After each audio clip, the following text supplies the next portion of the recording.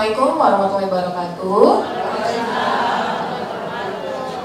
Kalau ngomongin diabetes tadi, Pak Joko juga sempat bilang sebenarnya apa sih diabetes? Mungkin ini beberapa pertanyaan-pertanyaan yang ada di kepala Bapak Ibu semua ya. Apa penyebabnya? Lalu kemudian sebenarnya apakah keturunan atau bukan? Kemudian bisa nggak sih dicegah? Nah, siapa saja yang bisa terkena diabetes ini? Kemudian kalau nggak diobatin, dibiarkan saja, apa dampaknya? Nah, ini juga sering tanya, bisa sembuh nggak ya diabetes? Lalu sering juga pertanyaannya, ini kalau minum obat terus berbahaya atau tidak? Nah, terus juga ini saya tambahkan yang ujungnya ya, prediabetes sebenarnya penting atau tidak? Nah, ini mungkin mewakili pikiran-pikiran Bapak Ibu semua ya, kita bahas satu persatu. Untuk diabetes sendiri ya, mungkin Bapak Ibu sudah familiar ya sama angka-angka ini. Tapi sebenarnya pemahamannya apa? Nah, kita tahu kita terdiagnosis diabetes atau masih di gejala atau mungkin orang sering sebutnya prediabetes atau masih normal dari pemeriksaan gula darah. Nah, mau tidak mau pemeriksaan ini harus dilakukan. Dan pemeriksaannya bukan hanya sewaktu saja. Karena sebenarnya kalau kita lihat, kita harus periksa puasa sama 2 jam setelah makan. Nah, ini harus diingat-ingat angkanya, karena dari angka-angka ini kita bisa mengetahui kita di kondisi apa. Kalau Bapak Ibu lakukan pemeriksaan gula darah puasa, jadi puasa ini tidak makan ya, selama minimal 10 jam, bisa sampai maksimal 12 jam. Ternyata hasil pemeriksaan gula darah puasanya masih di bawah 100, berarti masih aman. Lalu kalau misalnya kemudian 2 jam setelah selesai makan, dicek lagi, ternyata masih di bawah 140, berarti masih aman. Ya. Nah, kalau disebut diabetes, kalau gula darah puasanya sudah di atas 126, 2 jam setelah makannya di atas 200. Jadi kalau angka pemeriksaannya sudah seperti ini, ya sudah ada di lampu merah, ini sudah diabetes, nggak bisa ditawar-menawar lagi. Nah, tapi ini ada daerah lampu kuning. Nah, daerah lampu kuning ini juga penting, karena kadang-kadang nih waktu pemeriksaan, belum masuk diabetes, masih gejala, karena kadang-kadang bahasa awam sering sebutnya gejala. Udah cuek-cuek aja, nggak diperiksa lagi, nggak dilakukan juga konsultasi atau mungkin perubahan gaya hidup, akhirnya jatuh ke lampu merah. Nah, angkanya berapa nih? Kalau gula darah puasa di atas 100 tapi masih di bawah 126 ya, atau 125 aja langsung kita ambil ya, itu sudah masuk ke prediabetes ya. Jadi kita lihat nih angkanya. Lalu kemudian dites lagi 2 jam setelah makan. Ternyata angkanya juga antara 140 sampai 199. Ini juga sudah warning ya. Nah, ada yang ternyata terganggunya hanya di puasa saja. Ada juga yang terganggunya di 2 jam setelah makan. Ada juga yang dua-duanya. Jadi, kalau nilai-nilai ini sudah di atas batas normal, harus diwaspadai ya. Dan kenapa kita pakai nilai? Karena memang angka-angka inilah yang kita pakai ya Bapak Ibu, nggak bisa dikira-kira. Nah, kalau kita lihat prediabetes atau orang nyebutnya masih gejala, tapi sebenarnya dia bukan gejala aja ya. Ini kayak fenomena gunung es.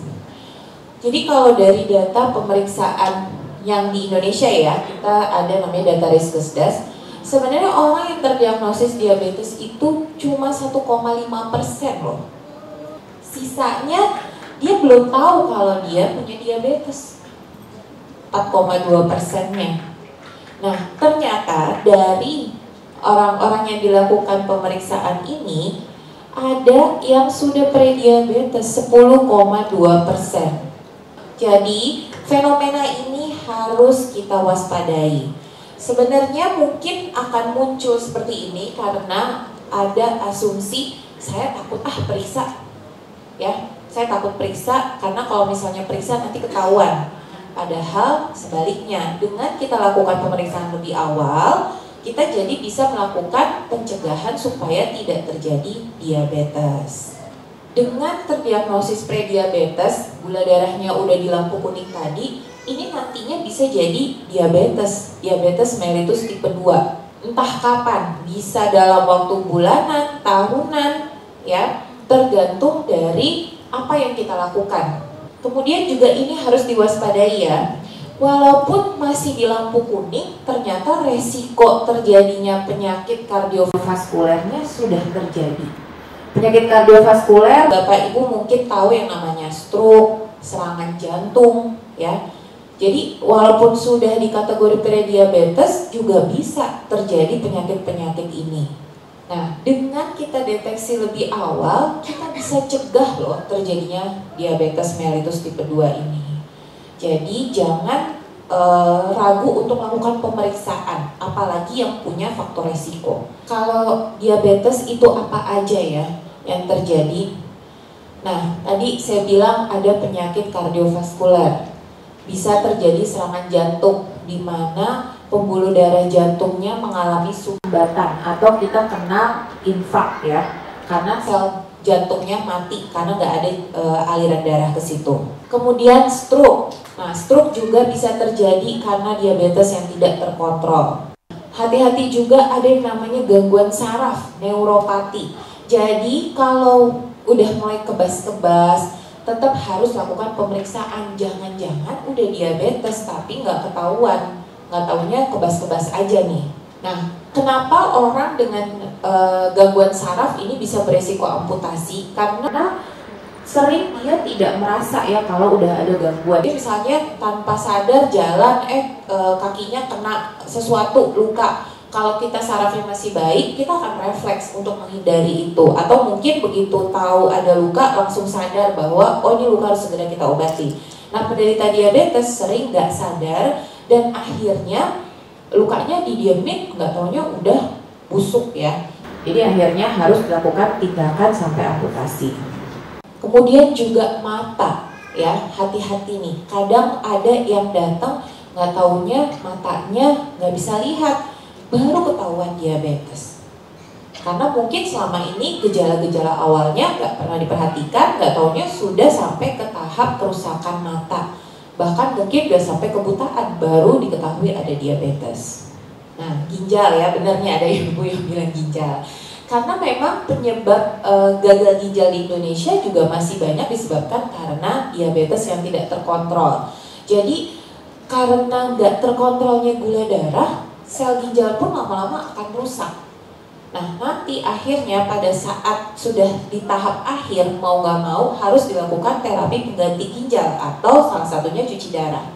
Nah, ini juga bisa baru datang setelah gangguan ginjal tahap akhir. Ternyata waktu diperiksa sebelumnya memang ada diabetes yang tidak terkontrol. Kalau kita lihat ini banyak ya Bapak Ibu, dari atas sampai bawah. Jadi begitu banyaknya yang bisa terjadi pada tubuh manusia apabila diabetesnya tidak terkontrol. Oleh karena itu sebenarnya lebih baik kita bisa mencegah terjadinya ya. Kalau bahas mengenai penyebab diabetes, kita sekarang lebih bahas mengenai diabetes tipe 2 ya. Sebenarnya mungkin Bapak Ibu udah tahu di dalam tubuh kita ada yang namanya kelenjar pankreas, di mana kelenjar ini akan menghasilkan salah satu hormon penting yaitu insulin. Nah, pada saat kita makan, insulin ini akan bekerja ya, mengubah gula darah yang ada di makanan dibawa di dalam tubuh untuk digunakan oleh sel tubuh. Karena memang glukosa atau gula ini adalah zat penting yang diperlukan oleh sel tubuh. Kalau orang diabetes ya, mungkin dia ada produksi insulinnya, tapi nggak bisa dipakai karena si insulinnya ini nggak bisa kerja secara normal. Jadi akhirnya gula darah dari makanan muter-muter di darah, nggak bisa masuk ke sel. Atau mungkin pada kondisi diabetes tipe 1, sel pankreasnya nggak bisa menghasilkan insulin. Jadi dia benar-benar tidak punya hormon insulin. Tapi kalau untuk diabetes tipe 1 terjadinya lebih awal ya, mungkin dari bayi sudah diketahui. Kalau diabetes tipe 2 lebih terjadinya di usia yang lebih mungkin sekarang kita nggak ngomong usia lanjut karena di usia 20-an aja sekarang udah bisa terjadi diabetes. Nah ini sedikit mungkin untuk Bapak Ibu ketahui, diabetes ada tipe 1 ya. Ini dari bayi mungkin sudah bisa diketahui karena nggak bisa atau tidak ada kelenjar pankreasnya tidak bisa menghasilkan insulin. Diabetes tipe 2 karena insulinnya tidak bisa bekerja. Lalu ada juga diabetes tipe lain. Nah ini bisa karena berbagai macam penyebab ya. Mungkin salah satunya konsumsi obat steroid. Kadang-kadang ada nih obat-obatan yang dibeli sendiri tanpa pemantauan, nggak taunya jadi diabetes nantinya. Nah salah satunya adalah steroid ya. Lalu kemudian diabetes kehamilan, ini juga harus diwaspadai ya. Kalau kita ngomong siapa aja sih yang bisa kena DM? Nah sebenarnya semua orang bisa sekarang. Kenapa semua orang bisa? Kalau dulu kita baginya cuma usia di atas 45. Nah sekarang saya bilang trennya di bawah 45 pun sudah banyak. Kadang-kadang ketemu nih datang ke praktek usianya baru 20 atau mungkin ya kalau saya sebagai dokter penyakit dalam lebih banyak menangani yang usia 18 ke atas ya karena memang range-nya seperti itu. Nah itu ya begitu peralihan ke usia dewasa dia ketahuan diabetes. Nah memang kalau untuk diabetes yang usia di bawah 40 kita antara ini diabetes tipe 1 yang memang baru muncul kemudian atau mungkin diabetes tipe 2 yang datang lebih cepat. Tapi apapun itu tetap kita akan atasi juga ya, jadi kita akan kontrol juga gula darahnya. Nah, Bapak Ibu harus waspada kalau punya kebiasaan nggak aktif. Jadi mungkin mager ya, sekarang sering ada yang bilang mager males gerak ya. Terus orang tuanya punya diabetes. Nah ini harus udah hati-hati ya. Jadi kalau misalnya bapak, ibu atau mungkin kakek, nenek atau mungkin saudara kandungnya punya diabetes itu masih turunan yang terdekat ya. Baiknya lakukan pemeriksaan. Kemudian untuk wanita kalau misalnya pernah waktu hamil diketahui DM gestasional. Jadi maksudnya gula darahnya naik, tapi setelah itu udah turun lagi. Itu juga udah harus warning. Atau kalau enggak pas melahirkan kok bayinya beratnya di atas 4 kilo. Nah itu juga udah harus warning juga. Jadi jangan dilupain, harus tetap dilakukan pemeriksaan karena kedepannya bisa jadi DM. Kemudian juga kalau punya penyakit-penyakit yang lain, ada hipertensi ya, ada kolesterol tinggi. Nah ini teman-temanan nih, karena kita tahu ada yang namanya disebut sindrom metabolik ya, teman-temanannya ini sangat dekat. Lalu kemudian kalau ada gangguan metabolik lain seperti PCOS juga bisa ya, terkait dengan gangguan insulin. Nah ini juga jangan lupa, prediabetes. Jadi kalau ngecek gula darah udah di lampu kuning, hati-hati, ke depannya bisa jadi DM tipe 2 kalau tidak ditangani. Nah ini memiliki riwayat penyakit jantung bisa dikaitkan juga dengan hipertensi atau kolesterol sebelumnya yang tidak terkontrol. Jadi diingat-ingat ya Bapak Ibu, kalau ada salah satu dari sini segera lakukan pemeriksaan. Saya mau ingatin lagi, bagaimana sih diabetes mellitus itu ditegakkan diagnosisnya? Tentunya ada gejala. Nah gejala yang paling sering itu sebenarnya kita sering sebutnya 3P. Sering kencing ya, terutama malam hari. Aus terus, akhirnya banyak minum. Terus banyak makan, tapi kok berat badannya turun. Ya, jadi kalau udah ada gejala-gejala begini, lakukan pemeriksaan gula darah, apalagi kalau ada riwayat keluarga. Nah, ini kita lihat gula darahnya juga di atas 200. Ya udah, berarti dia diabetes. Atau gejala klasik ternyata gula darah puasa di atas 126, udah diabetes. Atau kalau enggak dia periksa 2 jam PP atau mungkin tes toleransi glukosa ya. Jadi kalau tes toleransi glukosa ini dia minum gula ya, gula khusus, ternyata dicek di atas 200. Nah kadang-kadang ini ada keluhan lain, lemes banget ya, karena walaupun gulanya tinggi tapi sel tubuhnya kelaparan ya. Lalu dia udah mulai kesemutan atau bahkan udah mulai ada gangguan organ kayak mulai gangguan penglihatan atau mungkin sudah mulai kebas-kebas, baru datang ke dokter. Ini sebenarnya udah di tahap lanjut karena ini udah muncul komplikasi. Sebenarnya kalau kita udah tahu prediabetes, jangan dilupain. Jangan nanti baru ngecek 10 tahun lagi, jangan-jangan udah diabetes. Jadi kalau kita udah ada di lampu kuning, paling enggak minimal setahun sekali lakukan pemeriksaan gula darahnya. Kalau misalnya memang masih aman, ya udah berarti tetap lakukan lifestyle yang baik. Tapi kalau udah mulai jatuh ke diabetes, ya segera konsultasi ya. Terus dari prediabetes juga kita udah harus merubah gaya hidup. Nggak bisa santai-santai aja, biarin aja masih lampu kuning ini, nggak usah ngapa-ngapain. Nah itu nggak boleh ya. Lalu kemudian juga kalau ada penyakit lain nih barengan, ada hipertensi, kolesterol tinggi, ya harus diatasi ya Bapak Ibu, jangan didiamin aja. Karena mereka tuh sahabat karib, si sindrom metabolik itu sahabat karib yang saling merusak satu sama lain ya. Nah, terus sebenarnya pada kondisi prediabetes juga sudah mulai bisa diberikan pengobatan ya. Salah satunya bisa diberikan metformin, tapi Bapak Ibu nggak boleh minum obat ini sendiri, harus atas instruksi dokter ya. Lalu kemudian kalau ada yang masih merokok, sebaiknya stop merokok. Karena ada kaitannya juga efek dari merokok merusak pembuluh darah sehingga membuat lebih mudah terjadinya sumbatan di pembuluh darah. Kalau ternyata dia dari prediabetes tadi udah coba mencegah tapi akhirnya takdirnya jatuh ke diabetes ya. Nah, apa yang harus dilakukan? Tentunya sebenarnya secara umum yang utama adalah kita ubah gaya hidup kita. Dari pola makan yang utama ya. Pola makannya harus diubah. Nanti saya bahas mengenai pola makannya. Lalu kemudian tadi kan salah satu faktor resikonya mager nih, malas gerak. Jadi mau nggak mau kita harus gerak, olahraga. Ya, olahraganya lakukan paling tidak 3 sampai 5 kali ya dalam seminggu. Durasinya mungkin kurang lebih totalnya 150 menit ya. Jadi sehari bisa 30 menit. Nah, kalau olahraganya mau ngapain aja, sesuaikan kemampuan dulu aja Bapak Ibu. Jangan langsung mengangkat beban 100 kilo, nanti yang ada pingsan ya. Jadi olahraganya bertahap, tapi kita usahakan untuk bergerak ya. Lalu juga biasanya sering ada kenaikan berat badan ya, obesitas. Jadi kita juga lakukan diet untuk menurunkan berat badan ya. Nah, kalau misalnya memang dari perubahan lifestyle nggak bisa diatasi, gulanya masih nggak terkontrol, Bapak Ibu konsul ke dokter untuk mendapatkan pengobatan. Bisa minum obat atau suntikan, tergantung kondisinya ya. Nah, terus jangan lupa kontrol. Kadang-kadang udah dikasih obatnya sekarang, kontrolnya baru 5 tahun lagi. Karena ngerasanya yang penting udah minum obat dok. Padahal waktu dicek gula darahnya belum terkontrol. Akhirnya datang 5 tahun lagi udah komplikasi dari atas sampai bawah tadi. Kan sayang ya Bapak Ibu. Jadi mendingan kalau langkah awalnya udah baik, ya dilanjutkan. Jangan langkah awal sudah baik, sudah konsul di awal, habis itu lupa.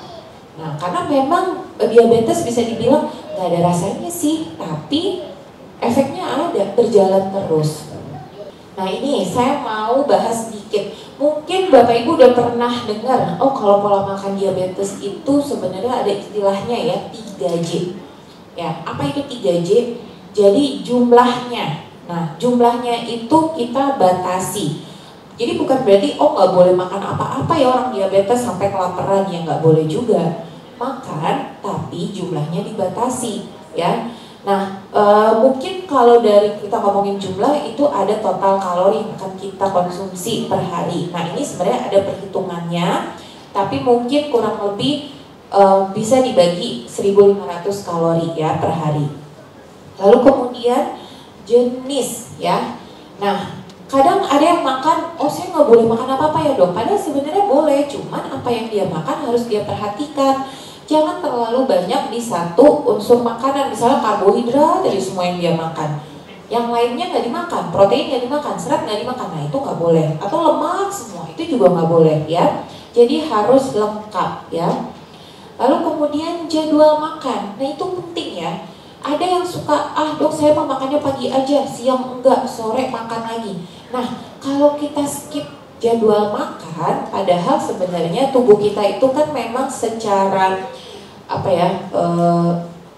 udah di set gitu ya, makannya sebenarnya kurang lebih 3 kali ya.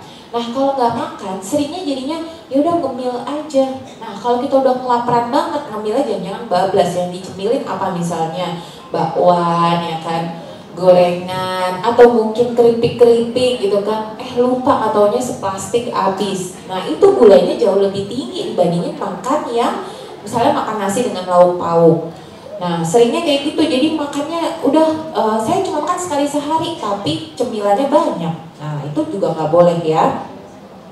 Nah sebenarnya kalau untuk diabetes tetap makan 3 kali sehari, tapi boleh ada selingan di antara jam makan. Jadi biasanya mungkin kalau misalnya makannya jam 6 atau jam 7, jam 10 boleh ada selingan ya. Nanti makan siangnya jam 12 atau jam 1, jam 4 tuh ada selingan lagi. Terus makan sorenya juga antara jam 5 jam 6. Nah tapi selingannya jangan juga gorengan, jangan juga kue yang manis-manis. Boleh misalnya pilih yang ringan-ringan kayak buah ya, atau mungkin crackers yang asin, itu boleh, tapi jangan banyak-banyak ya.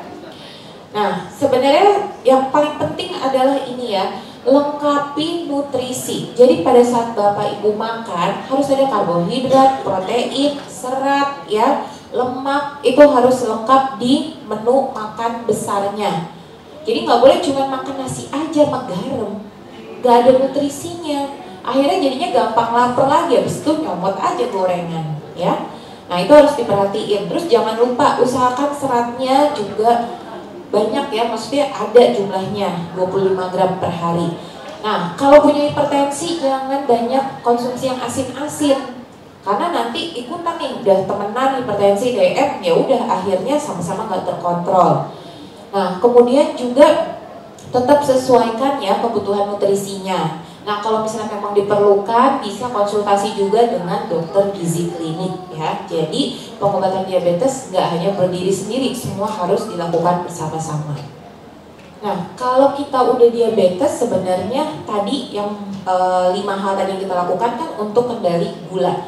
Tapi kita juga jangan lupa kendali juga dari sisi komplikasi. Jadi kalau misalnya memang nanti temuannya ada komplikasinya, ya harus ditangani juga. Jadi jangan cuma mikirin gula-gulanya aja ya. Nah kemudian juga penyakit yang menyertainya juga, teman-temannya tadi ya, sahabat karibnya itu juga harus dikendalikan. Jadi kalau orang diabetes jangan cuma mikir gulanya aja, atau mungkin udah minum aja satu obat aja. Orang waktu itu dikasihnya satu obat, padahal ternyata muncul penyakit-penyakit lain atau muncul komplikasi lain ya. Jadi tetap harus berkonsultasi dengan dokter ya Bapak Ibu ya. Nah ini saya mau bahas sedikit mengenai obat ya. Ini mungkin sering ya Bapak Ibu, nggak mau minum obat nanti ginjalnya rusak. Ada nggak? Ya, ini saya nggak bosan-bosan ingetin. Jadi diabetes itu kita obati agar kita bisa melindungi ginjalnya loh. Karena dengan diobati ya, baik dengan obat atau dengan suntikan, Bapak Ibu tuh akan membuat tubuh Bapak Ibu sendiri itu terkontrol, dan akhirnya si ginjal juga bisa kita pertahankan fungsinya. Kalau misalnya dibilang obat-obatan yang langsung merusak ginjal, itu sebenarnya bukan obat diabetes. Ada misalnya contoh, ada pemberian obat yang di rumah sakit ya, obat antibiotik, tapi itu harus dipantau oleh dokter dan pemberian di rumah sakit. Jadi obat diabetes selama ini kita tahu kan bisa dibawa pulang. Nah itu sebenarnya aman. Nah yang diwaspadai gulanya yang gak terkontrol, itulah yang membuat rusak ginjalnya. Terus sekarang juga kalau kita bahas mengenai suntikan, nggak hanya insulin nih Bapak Ibu, perkembangan dunia kedokteran sudah sangat banyak. Ada lagi yang disuntik ya, GLP-1 reseptor agonis, ini juga bisa jadi salah satu terapi. Nah jadi yang paling penting Bapak Ibu, kalau diputuskan misalnya nih dari hasil pemeriksaan, terus melihat juga kebiasaan Bapak Ibu ternyata perlu diberikan suntikan, bukan berarti langsung negatif thinking. Aduh penyakit saya macam-macam ya, aduh saya udah begini, aduh saya udah begitu. Enggak Bapak Ibu, justru sebenarnya dokter ingin penyakitnya lebih cepat terkontrol.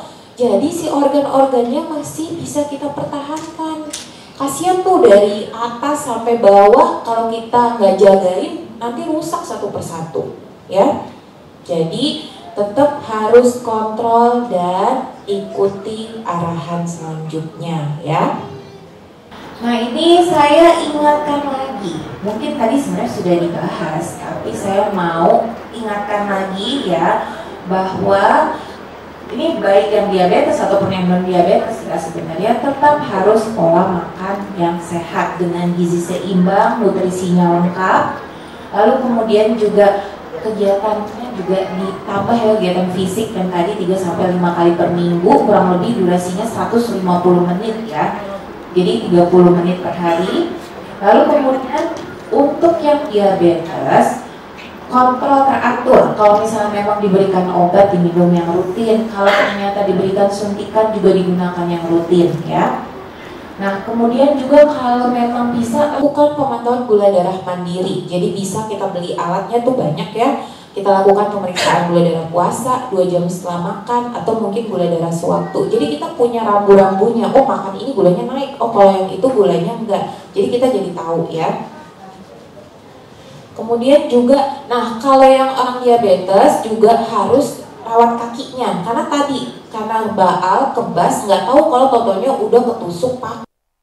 Ternyata pakunya udah di situ lama, totalnya lukanya gede, baru ketahuan 3 hari kemudian. Nah itu juga makanya jadi orang diabetes harus ngecek kaki setiap hari ya. Terus juga tahu gejala-gejalanya nih, kalau lagi gulanya ngedrop, hipoglikemi apa, gulanya tinggi apa. Nah kalau ngedrop itu kayak orang kelaparan, pusing, keringetan, mau pingsan kalau udah sampai berat banget. Nah itu harus segera cari minuman manis ya, jangan dibiarin aja nanti pingsan beneran. Kemudian juga kalau misalnya diabetes ini kan penyakit yang long life ya, jadi nggak bisa disembuhkan Bapak Ibu, tapi bisa dikontrol. Makanya perlu ada grup yang memang mungkin saling mendukung ya. Jadi kita jadi saling sharing ini sebenarnya bagaimana nih supaya kita tetap semangat terus untuk melakukan pengobatan dengan baik. Nah terus jangan lupa manfaatkan fasilitas kesehatan yang ada ya.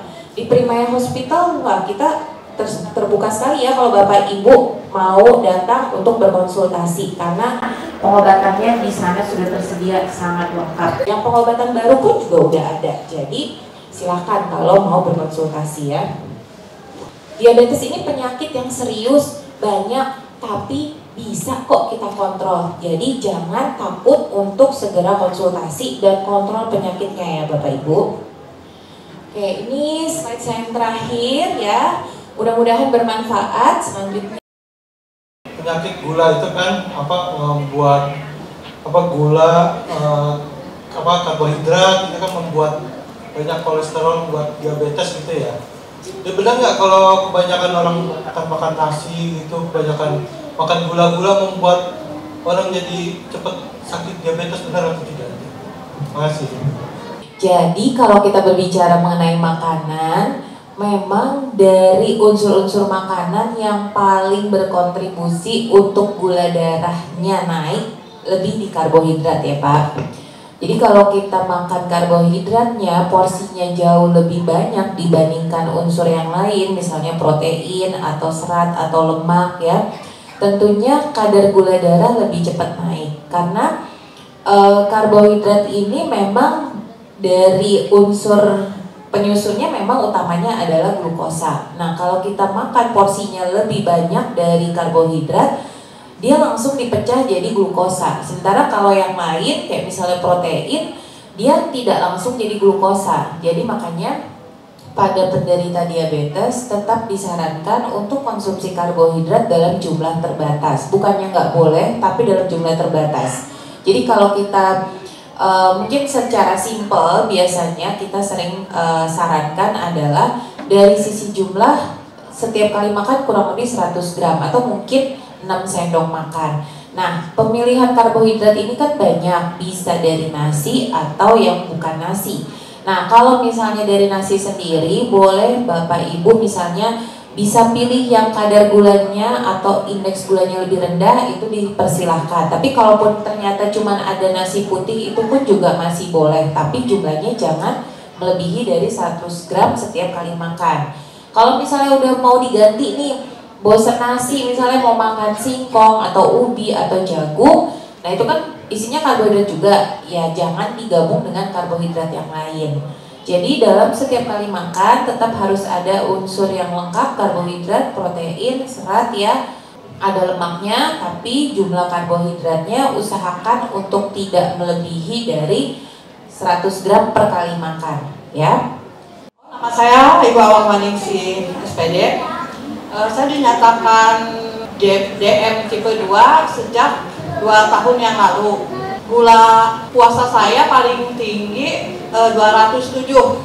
Kalau tanda-tanda DM itu yang 3 itu sering pipis, haus, terus apa tadi lapar ya.